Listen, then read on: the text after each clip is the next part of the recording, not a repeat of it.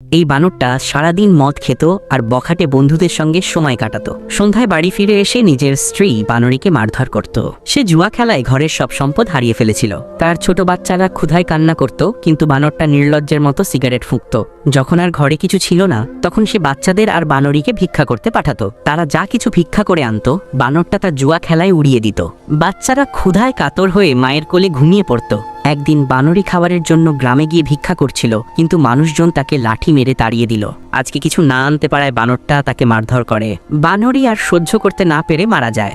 বাচ্চাগুলো মায়ের জন্য কাঁদতে কাঁদতে বাড়ি ছেড়ে পালিয়ে যায়। তারপর তারা এক হোটেলে কাজ শুরু করে ধীরে ধীরে টাকা জমায়। কিছুদিন পরে তারা জমানো টাকা দিয়ে তিনজন তিনটা বন্দুক কিনে নেয়। তারপর তারা ফিরে আসে সেই জায়গায় যেখানে তাদের মাকে হত্যা করা হয়েছিল। বানরটা জুয়া খেলে সিগারেট খেতে খেতে বাড়ি ফিরছিল।